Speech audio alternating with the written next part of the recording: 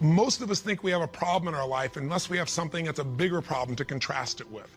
And when you see this story and you walk through their exact life experience of the course of these 2 years, the year that we work with them is 30 days, but you see the course of what's happened to them by finding out what's happened a year later, you begin to understand that it doesn't matter what happens in your life, you are more than any moment.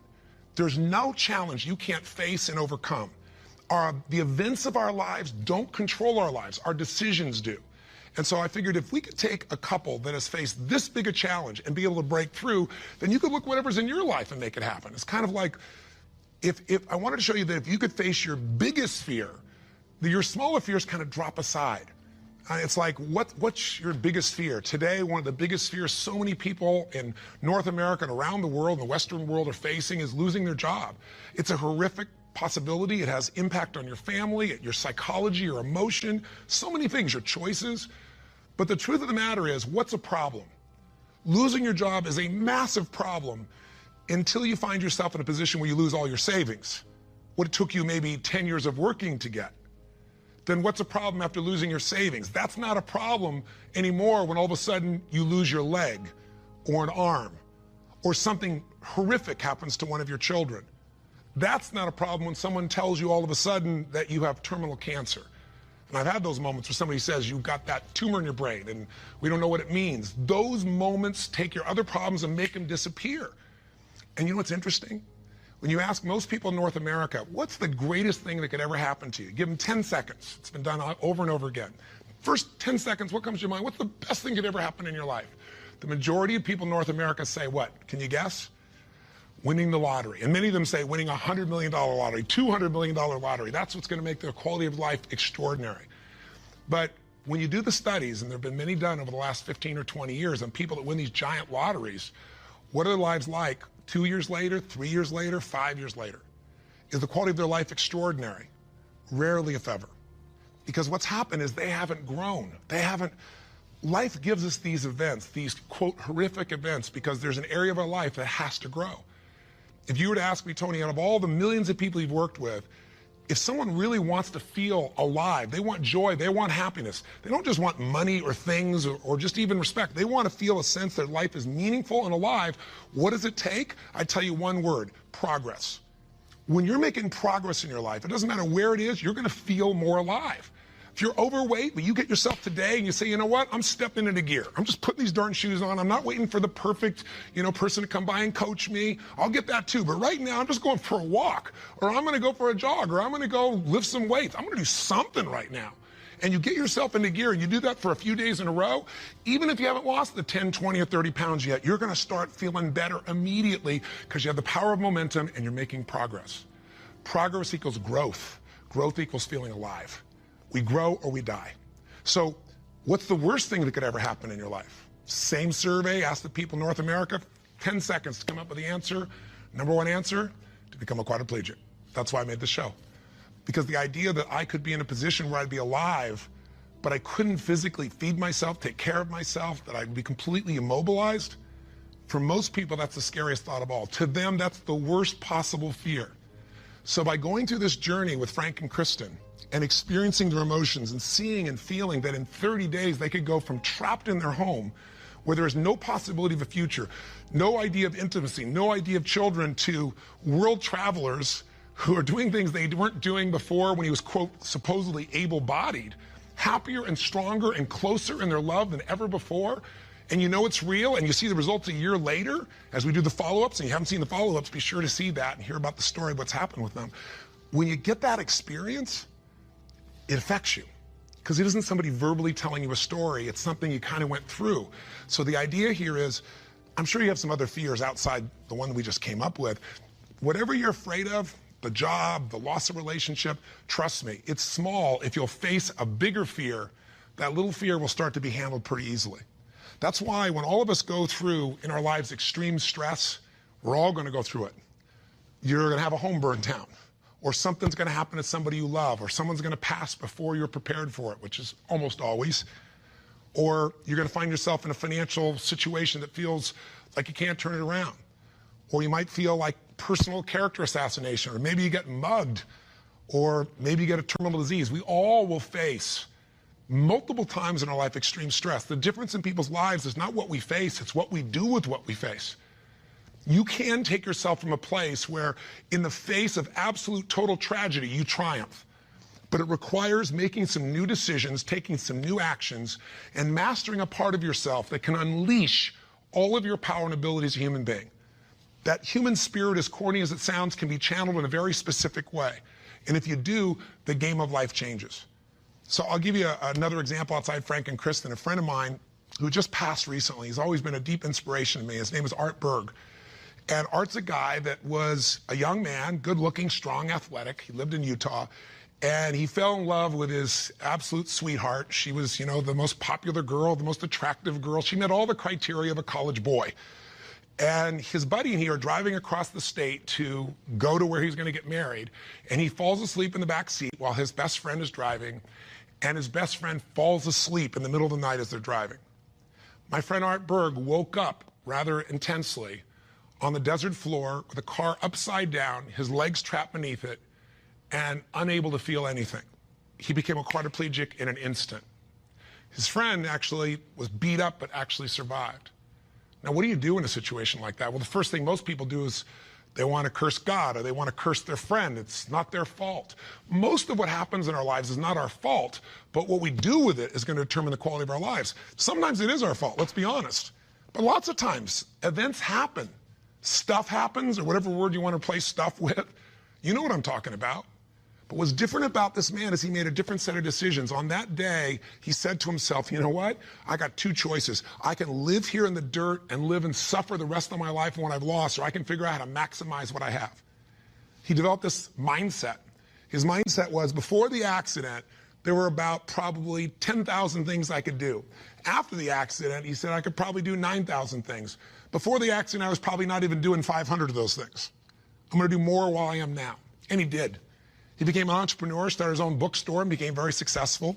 He married the same childhood sweetheart because this man was so inspirational to be around. It didn't matter what he was in a chair. She loved him.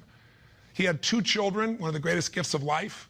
And he did all kinds of crazy things. He'd scuba dive. His friends would put him in a suit and tie a set of weights to him. He'd drop to the bottom. They'd drag him along the bottom. That was his idea of scuba diving. He was an incredible human being, and he lived an incredibly full life filled with joy. The worst thing ever happened to you, be a quadriplegic. The best thing, win a lottery and feel like everybody wants something from you and you didn't earn it, and there's no sense of joy and everything's about trying to hang on to what you got. What is the best thing that could happen to you? What is the worst? The worst is not to take control of the force that controls your life. And that force is human emotion. I mean, I want you to think about this and answer a question for me if you would. What really changed Frank and Kristen's quality of life? What changed them? You can see the change. You can see it even more a year later, that it's continued to happen.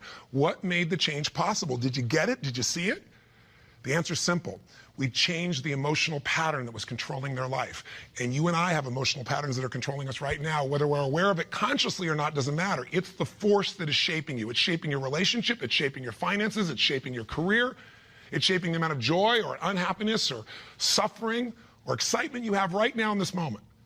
But it's an invisible force most of us never take a look at. You might want to take a look at it right now through the eyes of what we did with Frank and Kristen. Now, what was the emotional pattern that was dominating them at the beginning of the show? You could feel it, couldn't you? And there was this feeling of death, that there was no future, probably the most common belief system in people in North America and now in Europe. 60% of Americans now believe that the future is going to be worse than the past for themselves and for their kids.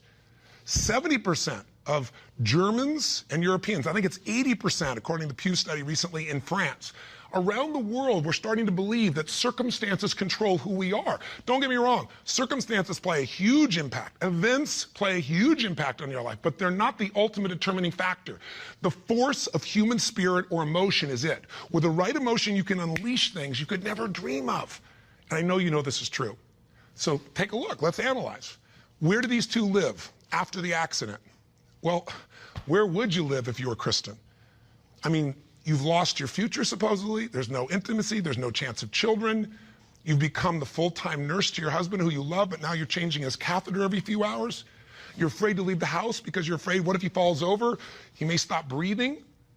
I mean, there's no life. So she goes from the emotions of feeling depressed, for the life she's lost, to feeling angry. I call it a crazy 8. We get tired of feeling sad, and then we'll get angry for a while, and then we beat ourselves up for being angry at ourselves or God or our partner, and then we get all depressed again. It's a common pattern. You don't have to have something like their event happen in your life to get stuck in a crazy 8. But interestingly enough, she's living in that place, and now what's Frank doing? Frank wants to help his wife, but he's got a limitation we got to break through. He's got a belief. All breakthroughs start with a change in your beliefs. Because once you believe how something is, that means you're certain that's how it is. If you're certain it can't change, you're right, it can't. I can't convince you. No one else can convince you. And Frank's thinking, I'm helpless, and I've harmed my wife. And he's living with the emotions of guilt and sadness and depression. And when he's tired of that, he gets completely overwhelmed because he says, if I just would have not jumped in, or if I would have jumped in a different spot, or a million other things, if they were different, then I wouldn't have destroyed my wife's life. Instead of saying, my wife needs me right now, and I don't give a damn if I'm trapped physically in this chair, my soul, my spirit's going to reach her. That's my assignment, to get him to remember that power. To not only get him to remember it, but to get him to use it and shift his wife. And that's what we did through this process. How? Well, the process really was giving him a series of experiences that would change his entire belief about who he is. I could try to tell him, oh, here's what you can do. Yeah, I'm 6'7", and I obviously have use of all my appendages. Easy for me, right? But if I get him to have some experiences, like I bring him to Fiji, and I show him he can get out of the house, more than get a house, become a world traveler, and go through all the challenges that are part of that if you watch our little section of the story behind the story, you'll hear some things that weren't in the show about that, by the way. But I get him to travel to Fiji, and the first thing I got to do with him is I got to get him to experience, not know intellectually, but experience he can make a difference for his wife. He is not helpless. She needs him, and he can transform her. He can take her from crying, sad, out of control, angry, to laughing and giggling and feeling love that fast. It's a beautiful moment in the show if you watched. And all it is something called presence. Something if you're not clear about, do some homework, follow up with us or someone else, figure out how to create that, because that's what changes relationships. Presence. It works. And Frank starts to understand, not verbally, but by his own experience, hey, I don't have to live in that sadness or that feeling of being unworthy or that feeling of being overwhelmed. I can matter. I can matter to her. I don't have to be the person she just takes care of. It was a huge shift in the experience. And I'm giving you Frank's example because it relates to yours. Maybe you have different emotions, but don't we all get to points where we feel like we don't matter or we can't change something? We're stuck, and it's our belief. Great way to break that belief, get yourself another experience. That's what I do with people in seminars. That's what I do in any coaching process. Change it. What do we do after that? We take him through the experience of facing his fears, and we get him to do the skydive together with his lady. And he feels total freedom for the first time since the accident. You get freedom when you face your fear. Not just face it, but you push through it. I get him to face separation from his lady for 10 days. Get him to be in a room with Olympic athletes who couldn't move across the room. He couldn't move across the room, but now they're incredible, and he feels like he's not enough, and he has to push through that. Show him how to get back his dream, drive his truck, get in that thing and drive 100 miles an hour, even though all you got is your elbows to drive the darn thing, and I'm on the other seat.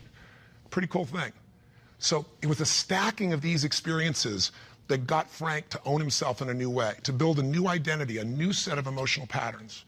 So here are the steps, and this is what you want to do. What did I do with him? I did 4 things. That's all I really did at its core. Number 1, for both of them, for Frank and Kristen to transform, I identified where do they live emotionally. That's what you got to do. Where do they live emotionally?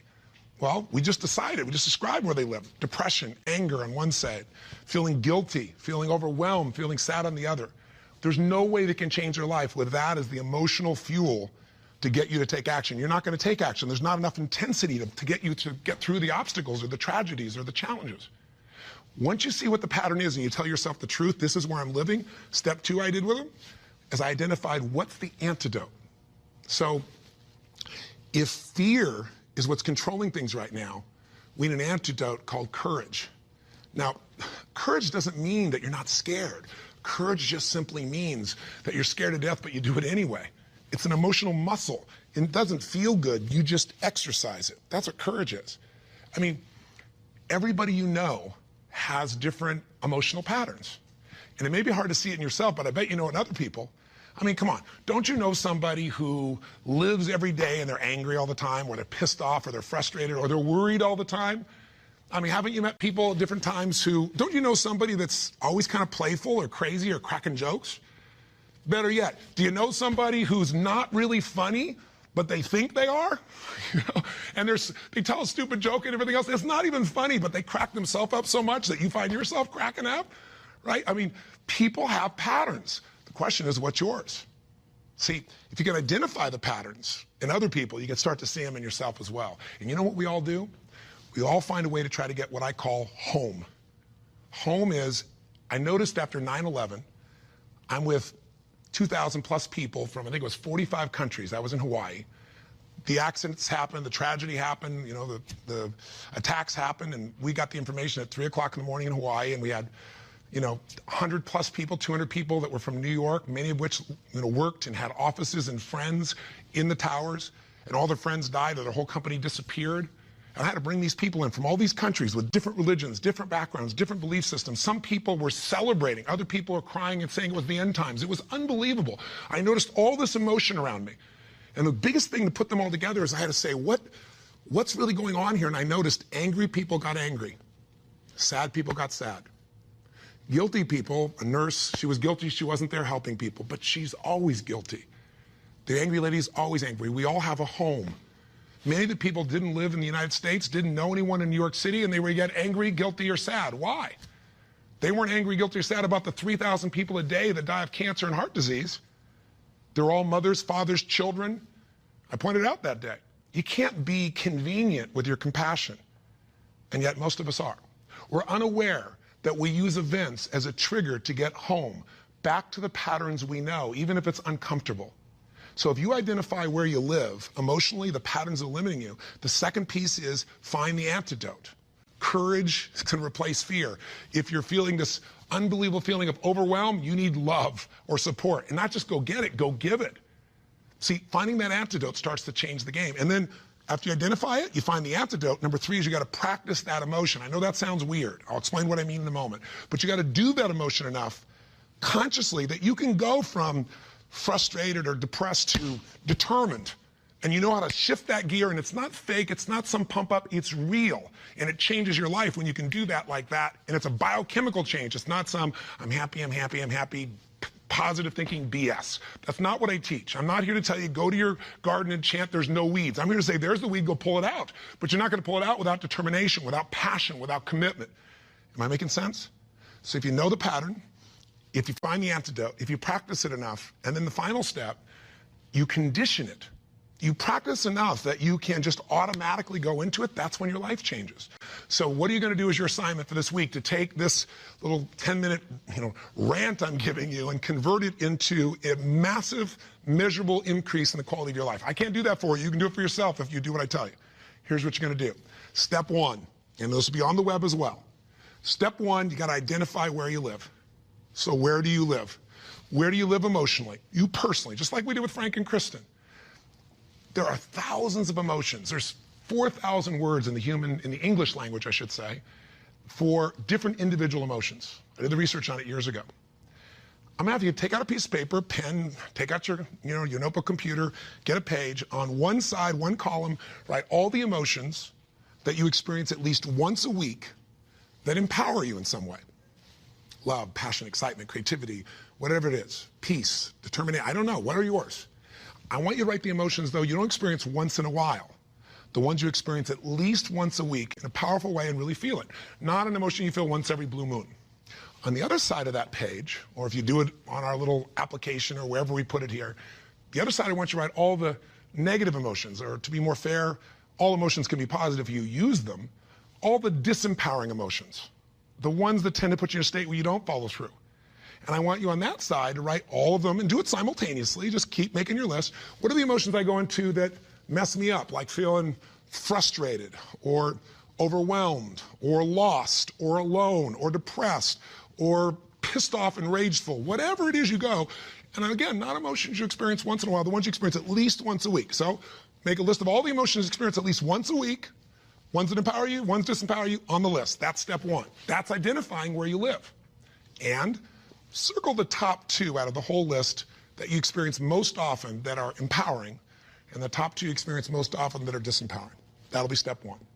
Now, I'm trying to explain it to you here, it'll be right in front of you as well, so if you forget what I'm saying, it's going to be on the little checklist.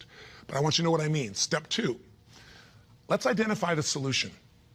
So you look at your list, and you see on the disempowering list, I got sadness and depression, or I got feeling lonely, or I've got feeling rage and anger, or I got feeling fear. What emotional state would you like to feel in that situation that would change your life? If it's fear, maybe it's courage. Again, courage doesn't mean it's easy, doesn't mean you feel, confident. It just means you're going to do it anyway. Maybe it's determination.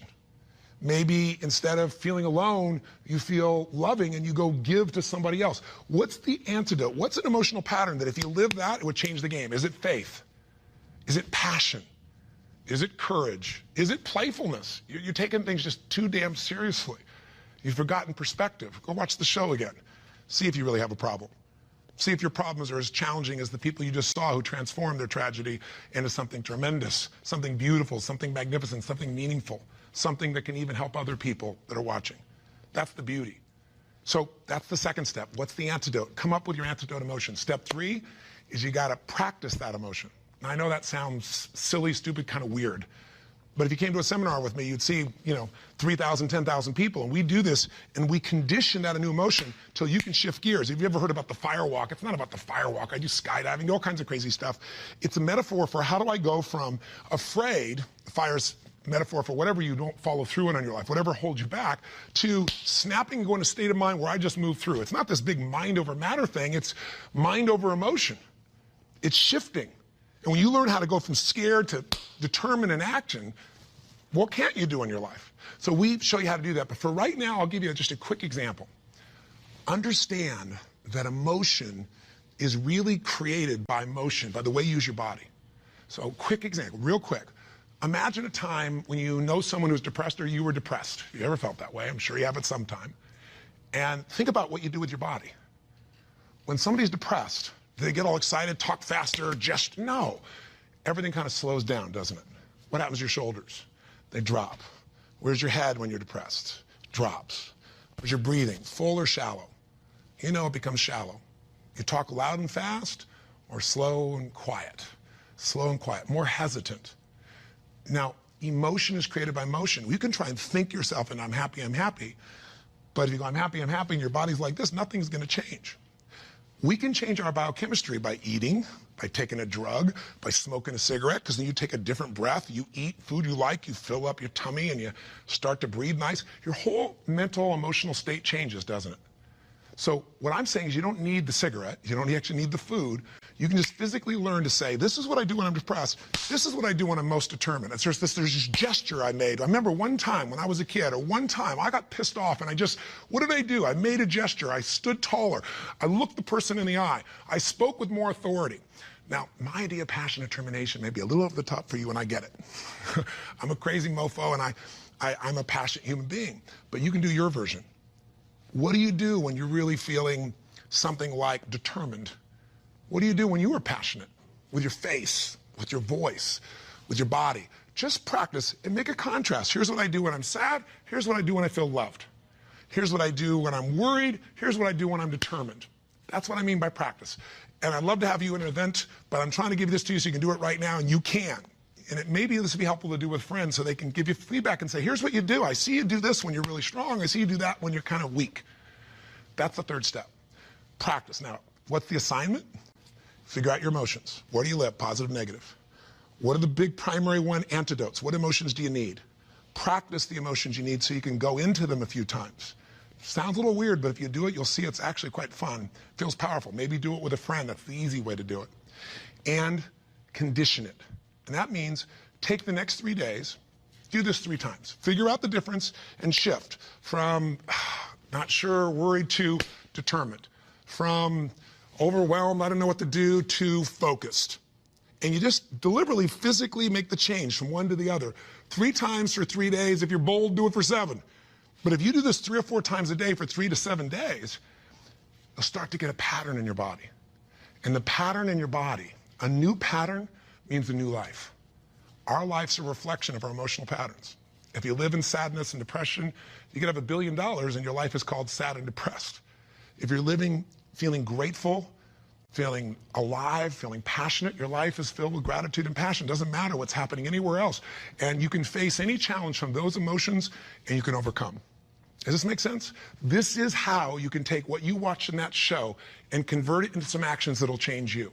Very simple approach. Or come see me or get some coaching. I've got all kinds of resources, but this is something you can do right now. You don't need anybody else to make happen. You just need a little ability to take action. Make sense?